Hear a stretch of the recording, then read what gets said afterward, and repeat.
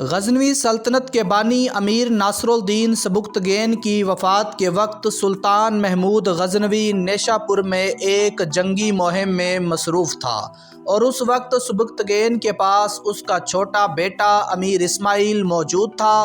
سبکتگین نے وفات سے قبل حالات کو دیکھتے ہوئے اپنے چھوٹے بیٹے اسماعیل کو غزنی کا بادشاہ بنا دیا۔ امیر اسماعیل نے تخت پہ بیٹھتے ہی لوگوں کے دلوں میں محبت پیدا کرنے کے لیے خزانے کا منہ کھول دیا اور لوگوں میں دولت بانٹنے لگا اور اپنی فوج کو کھلے دل سے دولت سے نوازنے لگا، مگر اس کے باوجود وہ لوگوں کے دل نہ جیت سکا۔ جب سلطان محمود غزنوی کو والد کی وفات کی خبر ملی تو اس نے نیشا پور سے اپنے بھائی کو خط لکھا کہ امیر ناصرالدین یعنی ہمارے والد جو ہمارے مددگار تھے ان کا انتقال ہو چکا ہے۔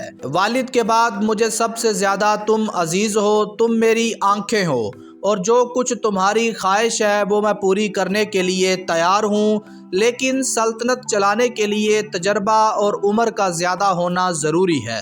والد صاحب نے تمہیں مصلحتاً اپنا جانشیں مقرر کیا تھا تاکہ تخت کو خالی دیکھ کے سلطنت میں فتنہ فساد نہ پھیلے۔ اب وقت کو سمجھو اور انصاف سے کام لو۔ والد کی سلطنت کو شریعت کے مطابق تقسیم کرو، سلطنت کا کیپٹل یعنی غزنی میرے حوالے کر دو، میں تمہیں بلخ اور خراسان دشمنوں سے لے کے دوں گا۔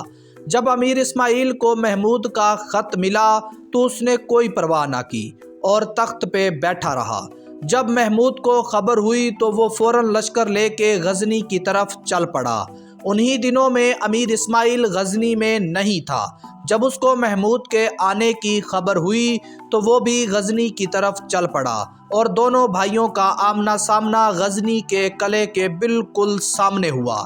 لیکن فرشتہ کے مطابق جب امیر اسماعیل کو محمود کے آنے کی خبر ملی تو وہ غزنی میں ہی تھا اور وہ اپنا لشکر لے کے بلخ کے علاقے میں لڑنے کے لیے آ گیا تھا۔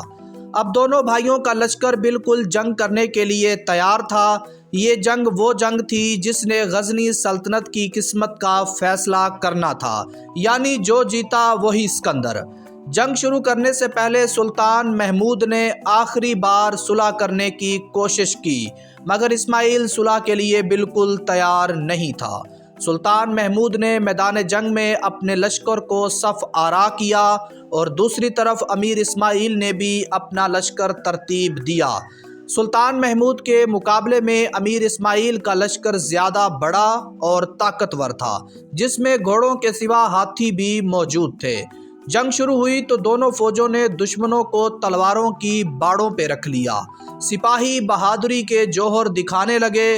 میدان جنگ تلواروں کی گرج سے گونج اٹھا اور پل بھر میں سر دھڑ کے فیصلے ہونے لگے۔ دونوں لشکر ڈٹ کے لڑنے لگے۔ تبھی سلطان محمود نے امیر اسماعیل کے لشکر کے عین درمیان میں ایک زبردست حملہ کیا، جس سے اسماعیل کی فوج کے پاؤں اکھڑ گئے اور وہ میدان جنگ سے سرپٹ دوڑنے لگی۔ اسماعیل کی فوج اور اسماعیل بھاگ کر غزنی کے قلعے میں چلے گئے اور قلعہ بند کر لیا۔ سلطان محمود نے قلعے کا محاصرہ کر لیا اور لوگوں کو عہد و پیما کے بعد قلعے سے باہر نکالا، جس کے بعد قلعہ اور خزانہ سلطان محمود کے قبضے میں آ گیا۔ قلعہ فتح کرنے کے بعد سلطان محمود نے اپنے بھائی سے پوچھا، اگر میں جنگ ہار جاتا تو تم میرے ساتھ کیسا سلوک کرتے؟ تو اسماعیل نے کہا کہ میں تمہیں کسی قلعے میں بند کر دیتا اور وہاں تمہارے کھانے پینے اور عیش و عشرت کا انتظام کر دیتا تاکہ تم باقی کی ساری زندگی سکون سے گزار سکو۔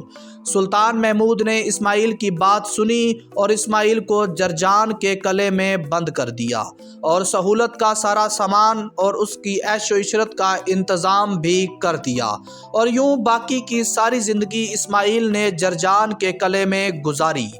یہ تھی غزنوی سلطنت کے دوسرے بادشاہ کی بائیوگرافی۔ اگر آپ غزنوی سلطنت کے فاؤنڈر سبکتگین کی بائیوگرافی جاننا چاہتے ہیں یا پھر غزنوی سلطنت کے تیسرے بادشاہ سلطان محمود غزنوی کی بائیوگرافی جاننا چاہتے ہیں تو ہمارے چینل کی ہو سیریز وزٹ کریں یا پھر ڈسکرپشن میں دیے گئے لنک پر کلک کریں یا پھر اسکرین پہ نظر آنے والے تھمب نیل پہ کلک کریں۔